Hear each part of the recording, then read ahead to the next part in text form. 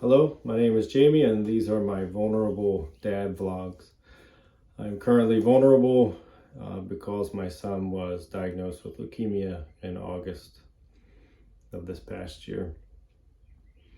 And it's been very hard, and currently we are out of stage 2 of treatment and waiting to make counts to enter stage 3. So we have been to the hospital 3 times and we didn't make counts those 3 times. And it is emotionally draining for me. Now, it could be good that he doesn't make counts because maybe his body needs a rest, or if he received more treatment, then he would get an infection, or, this chemo treatment's a balance of giving you the chemo and not killing your system too badly. So, I mean, of course, it's good in some ways that they're not giving him more treatment, but it's just very emotionally draining for me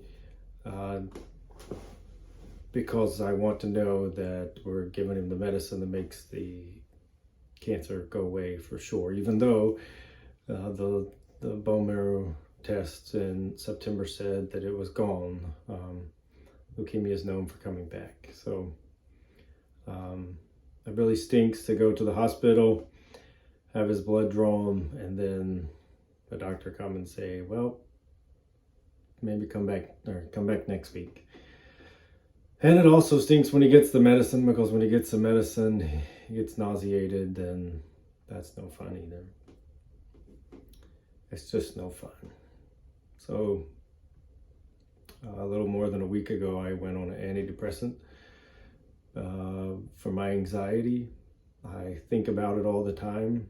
I think about whether or not he's going to die all the time. And it's really hard. Leo does have one of the most common childhood cancers that there is, and many people survive. One of the doctors just recently told me that he said that the percentage these days is about 98%. So Leo has a great chance of survival, but it's still so hard.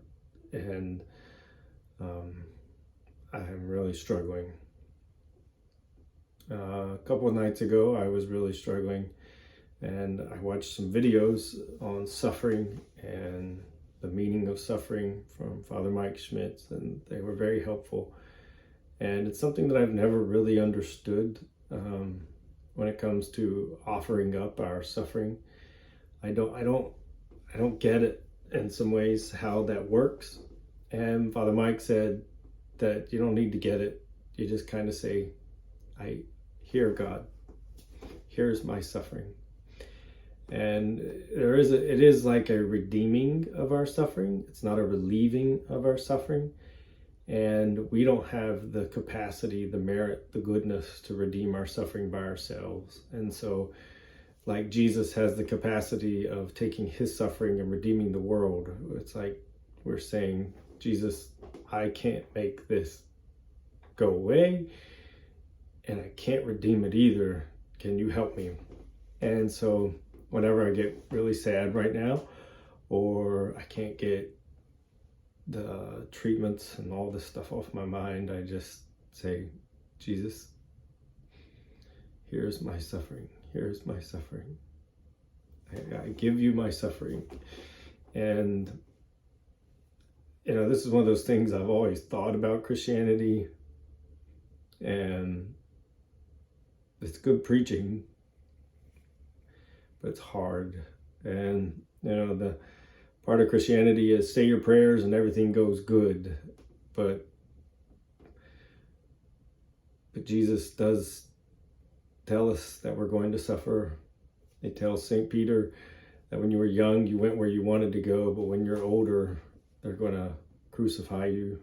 And St. Peter says, oh, good, I watched another video from Brant Petra, and he says a lot of our understandings of being a Christian is we become a Christian and we live a happy life, and then we die and go to heaven. And kind of not what the New Testament tells us. And unfortunately, I think I kind of like the idea of just living a happy life and going to heaven. And it doesn't mean that we go to suffering. We don't impose suffering on ourselves. And there's a lot of me right now that's confused with myself. How much of this am I imposing on myself? And how much of it is my own anxiety and my own problems? How much of my anxiety and sadness is because I genuinely love my little boy? And how much of my anxiety and sadness is because things aren't going the way I want them? It's all very tough, hard questions.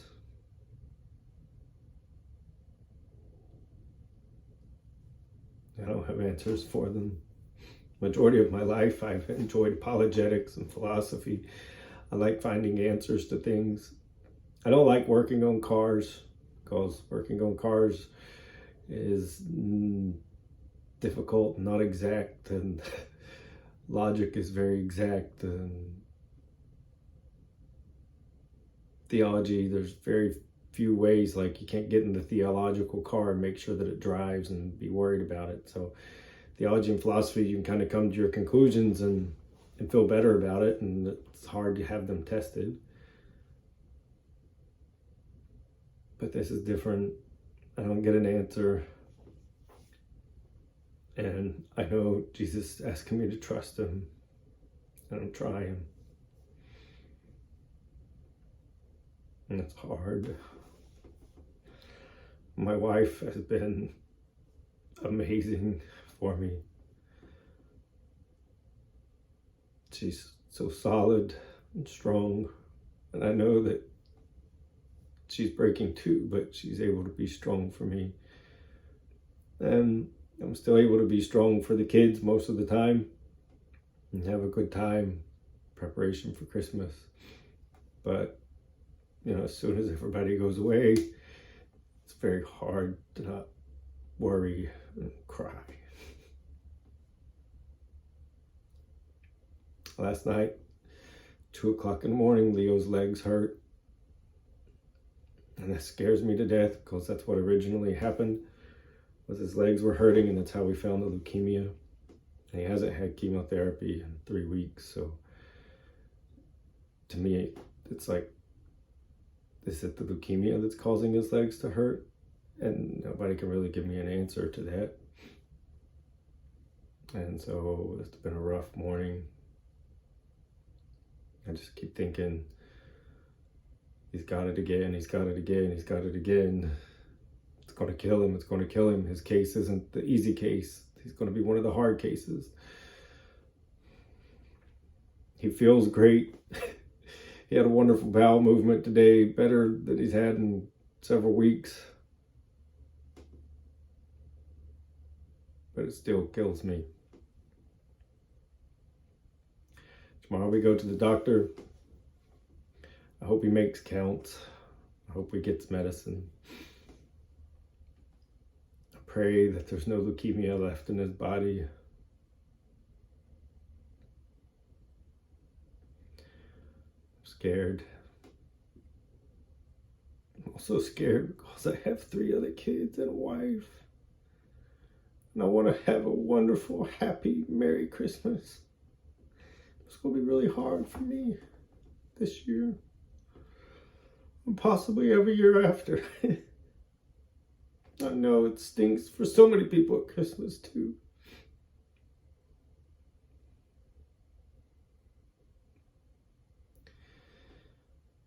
I guess the reality really is that this world is not our home.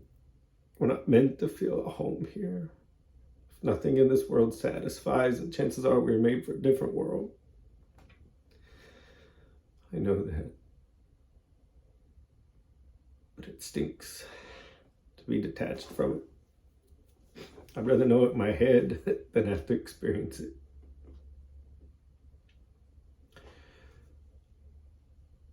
Thank you so much for praying. I know many of you are praying. Many of you are concerned, care, sympathetic.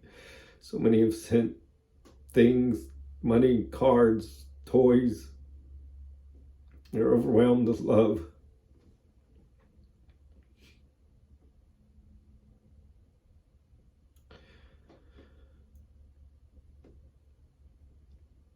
I keep thinking about Mary too, and how, when the angel comes to her, she has to undergo so much suffering.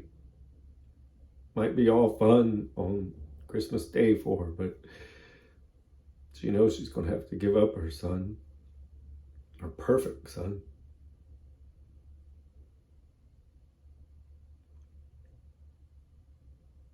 And she says, yes, let it be done unto me according to thy word.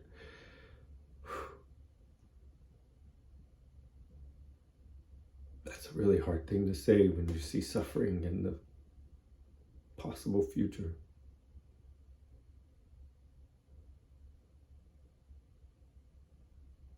Not a very joyful Merry Christmas message, but Merry Christmas.